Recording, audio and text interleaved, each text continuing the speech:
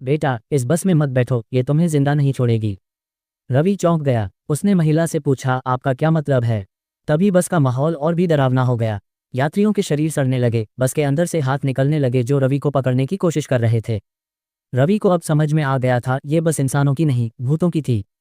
रवि ने अर्जुन को देखा और चिल्लाया, भाई, मैं तुम्हें बचाने आया हूँ। लेकिन अर्जुन हंसा, उसकी आवाज़ कई भूतों की चीखों में गूंज रही थी। अब कोई नहीं बच सकता, रवि, न तू न मैं।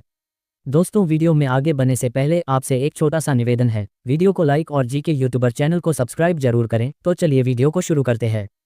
उत्तराखंड के ऊंचे पहाड़ों के बीच बसा एक छोटा सा गांव था, कुंवारी घाटी। ये गांव अपनी रहस्यमयी घटनाओं के लिए कुख्यात था। वहां के लोग अक्सर किसी अनजान भय से कांपते रहते थे।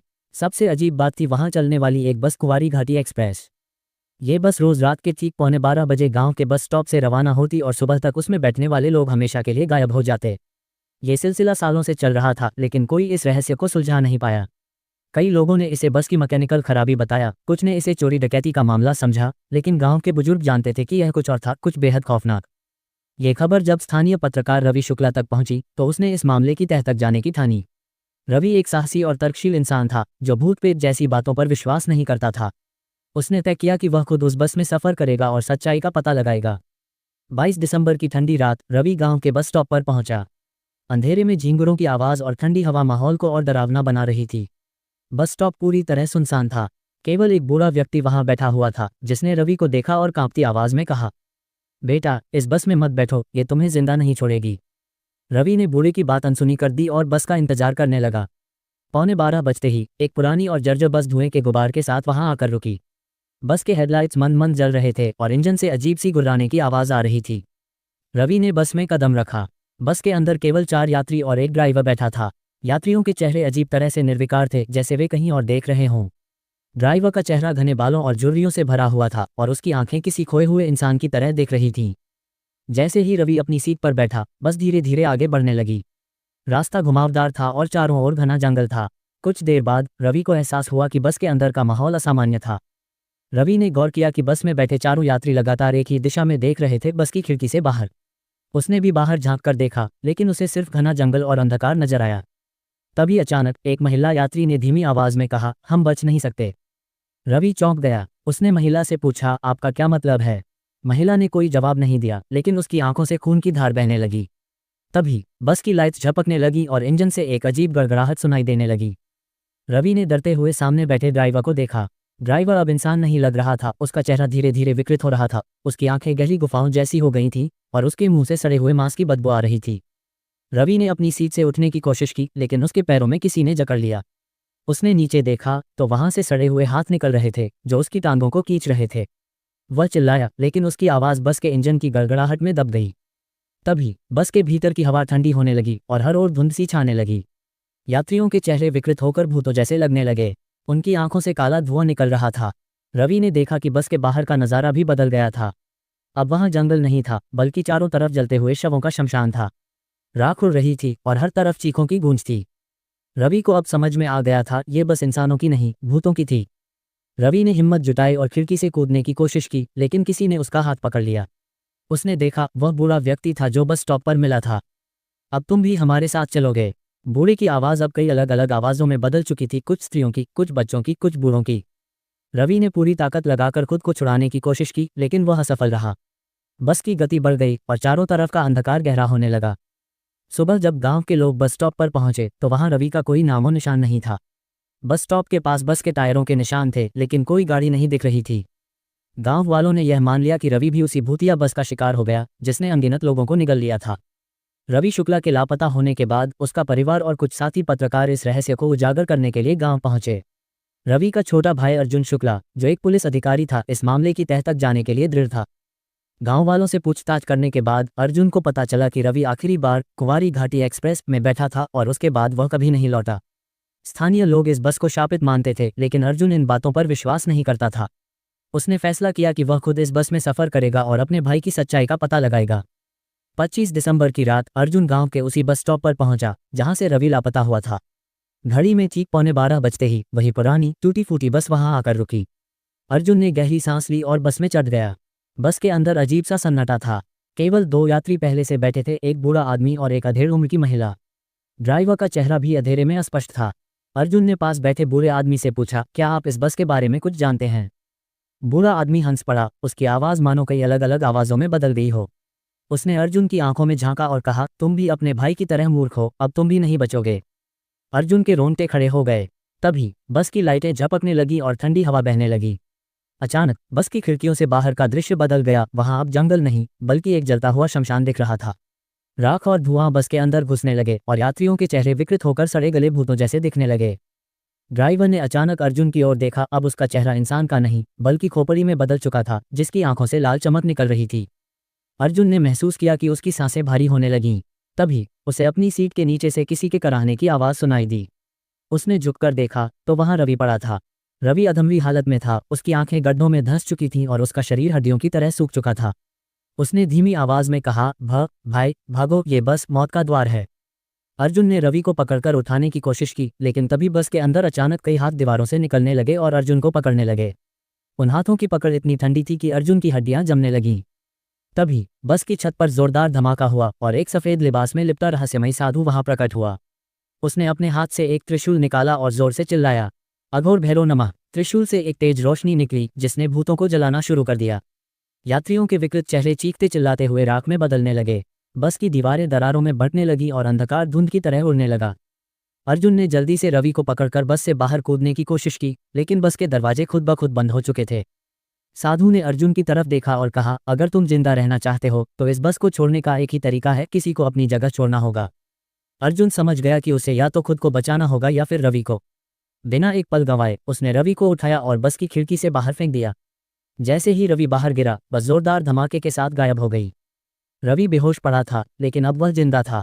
अर्जुन और वह दोनों बस से बाहर निकल चुके थे, लेकिन जब रवि ने आंखें खोली तो उसने देखा कि अर्जुन वहां नहीं था। अर्जुन की जगह वहां वही बूढ़ा आदमी खड़ा था जो पहले बस में था। उसने रवि की ओर देखा और मुस्कुराया। रवि शुक्ला किसी तरह अपनी जान बचाकर कुंवारी घाटी से बाहर निकल आया, लेकिन उसके अंदर कुछ बदल चुका था। उसकी आंखें हमेशा सहमी रहती और वह हर समय अर्जुन के खोने का गम लिए बैठा रहता। उसने दुनिया को बताया कि उसकी बस में बैठने की गलती ने उसके भाई की बलि ले ली। लेकिन सबसे अजीब बात यह थी कि अब भी रात 11:15 पर वही भूतिया बस गांव के बस स्टॉप पर रुकती थी और कुछ जिज्ञासु लोग उसमें बैठने की गलती कर बैठते थे, फिर कभी वापस नहीं आते थे। रवि ने ठान लिया कि इस बार वह कुंवारी घाटी एक्सप्रेस का ये रहस्य हमेशा के लिए खत्म करेगा। अपनी खोज के दौरान रवि की मुलाकात एक रहस्यमयी तांत्रिक भैरवनाथ से हुई, जो पहाड़ों में तपस्या कर रहा था। भैरवनाथ ने रवि की हालत देखकर तुरंत भांप लिया कि वह कुंवारी घाटी के श्राप का शिकार हो चुका है। तांत्रिक ने कहा, यह बस किसी साधारण श्राप का परिणाम नहीं है, बल्कि यह एक नरबली का केंद्र बन चुकी है। जब तक इसे रोकने वाला बलिदान नहीं देगा, ये रुकने वाली नहीं। रवि ने कांपते हुए पूछा, क्या मेरे भाई को वापस लाया जा सकता है? भैरवनाथ ने गंभीर स्वर में उत्तर दिया, हाँ, लेकिन इसके लिए तुम्हें खुद मौत के दरवाजे तक जाना होगा। तुम बस में फिर से चढ़ोगे, लेकिन इस बार तुम्हें बस का अंत करने के लिए तैयार रहना होगा। 31 दिसंबर की रात रवि वापस उसी बस स्टॉप पर पहुंचा। इस बार उसके पास भैरवनाथ का दिया हुआ एक तांत्रिक मंत्र और एक काले धागे से बंधा त्रिशूल था। ठीक 11:15 पर वही पुरानी टूटी फूटी बस वहां आकर रुकी। दरवाजे की चीखती आवाज के साथ रवि उसमें चढ़ गया। बस में पहले से ही 3 यात्री बैठे थे, एक बच्चा, एक बूढ़ी औरत और एक अधेड़ उम्र का आदमी। लेकिन रवि को तुरंत समझ आ गया कि ये कोई सामान्य यात्री नहीं थे। बस आगे बढ़ी और डरावनी घटनाएं शुरू हो गईं। खिड़कियों से बाहर अंधेरा छाने लगा। यात्री धीरे धीरे अपने असली रूप में बदलने लगे, उनके चेहरे पिघलने लगे, आंखों से खून बहने लगा। ड्राइवर की सीट पर अर्जुन बैठा था, लेकिन अब वह इंसान नहीं था, वह एक भूतिया जीव बन चुका था जिसकी आंखों में सिर्फ नफरत थी। रवि ने अर्जुन को देखा और चिल्लाया, भाई, मैं तुम्हें बचाने आया हूं। लेकिन अर्जुन हंसा, उसकी आवाज कई भूतों की चीखों में गूंज रही थी। अब कोई नहीं बच सकता, रवि, न तू न मैं। तभी बस का माहौल और भी डरावना हो गया। यात्रियों के शरीर सड़ने लगे, बस के अंदर से हाथ निकलने लगे जो रवि को पकड़ने की कोशिश कर रहे थे। लेकिन रवि ने हिम्मत नहीं हारी। उसने त्रिशूल को जमीन पर पटका और तांत्रिक मंत्र पढ़ने लगा, ओम भैरवाय नमः, ओम काली महाकाली नमः। बस में जोरदार झटका लगा।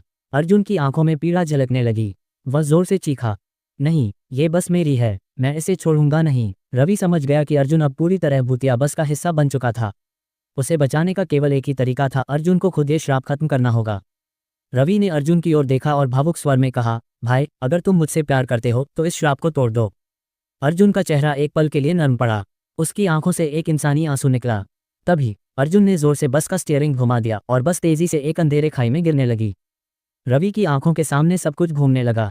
आखिरी चीज जो उसने देखी वह थी अर्जुन का मुस्कुराता चेहरा जो धीरे धीरे हवा में विलीन हो रहा था। अगली सुबह गांव के लोग जब सुबह बस स्टॉप पर पहुंचे तो उन्होंने एक चमत्कारी चीज देखी। कुंवारी घाटी एक्सप्रेस हमेशा के लिए गायब हो चुकी थी। रवि बेहोश पड़ा था लेकिन जिंदा था। जब वह उठा तो उसने महसूस किया कि बस का श्राप खत्म हो चुका था। कुछ साल बीत गए, गांव में अब कोई गायब नहीं होता था। रवि ने इस घटना के बाद पत्रकारिता छोड़ दी और एक साधारण जीवन जीने लगा। लेकिन एक रात जब वह अपने कमरे में था तो उसे दरवाजे के पास किसी के चलने की आवाज़ सुनाई दी। उसने दरवाजा खोला, बाहर कोई नहीं था। रवि शुक्ला अब एक बदले हुए इंसान था। कुंवारी घाटी एक्सप्रेस के श्राप को खत्म करने के लिए उसने अपनी जान दांव पर लगा दी थी, लेकिन क्या सच में यह अंत था? अर्जुन की आत्मा ने बस को खाई में गिराकर उसे हमेशा के लिए मिटा दिया था। फिर भी रवि के मन में एक अजीब सा डर बैठा हुआ था। उस रात जब उसे अपने बिस्तर पर अर्जुन शुक्ला अंतिम यात्रा लिखा टिकट मिला तो उसकी रीढ़ में सिहरन दौड़ गई। उसने तुरंत टिकट उठाया और उसकी स्याही को गौर से देखा। वह ताज़ा लिखी हुई लग रही थी, जैसे अभी अभी किसी ने उसे वहां रखा हो। अगली सुबह रवि भागा भागा तांत्रिक भैरवनाथ के आश्रम पहुंचा। उसने टिकट दिखाते हुए कहा, गुरुजी यह क्या है? क्या बस का अंत नहीं हुआ? भैरवनाथ ने टिकट को देखा और गहरी सांस ली। श्राप का मूल खत्म हो चुका है, लेकिन इसकी छाया अभी भी जिंदा है। रवि ने चौंक कर पूछा, मतलब ये कि बस का अस्तित्व भले ही खत्म हो गया हो, लेकिन इसकी आत्मा अभी भी भटक रही है। ये किसी न किसी रूप में लौटेगी, और अगर इसे पूरी तरह मिटाना है तो तुम्हें वहां वापस जाना होगा, उस खाई में जहां बस गिरी थी। रवि के दिल में डर समा गया, लेकिन उसने ठान लिया कि वह इस रहस्य को हमेशा के लिए खत्म करेगा।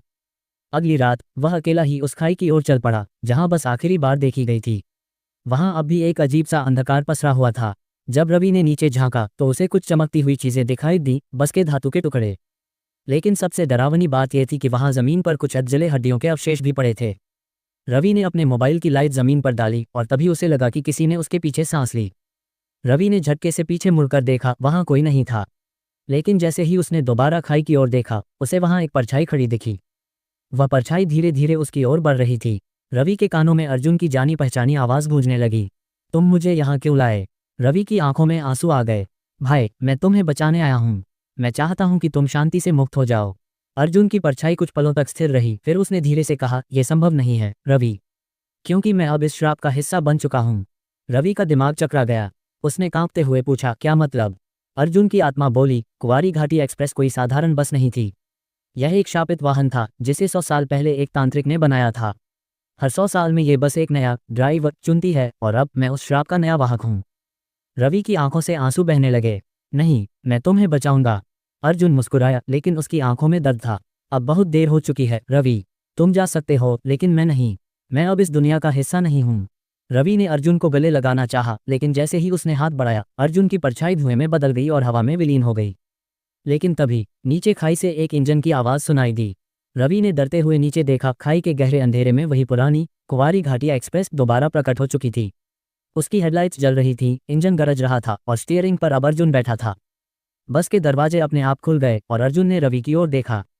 अब मैं इस बस का मालिक हूँ रवि, अगर कभी मिलना चाहो तो बस रात 11:15 पर इस खाई के पास आ जाना। बस ने तेजी से हॉर्न बजाया और धुएं के गुबार में लुप्त हो गई। रवि गांव लौट आया, लेकिन उसने कभी किसी को यह नहीं बताया कि बस का श्राप पूरी तरह खत्म नहीं हुआ। आज भी कुछ यात्रियों का कहना है कि जब वे रात के अंधेरे में पहाड़ी रास्तों से गुजरते हैं तो उन्हें दूर कहीं एक पुरानी बस की रोशनी दिखती है जिसकी हेडलाइट्स अजीब सी चमकती हैं। और कभी कभी उस बस के अंदर एक परछाई दिखाई देती है जो बाहर की ओर देख रही होती है, जैसे किसी नए यात्री की प्रतीक्षा कर रही हो। क्या अगला यात्री आप होंगे?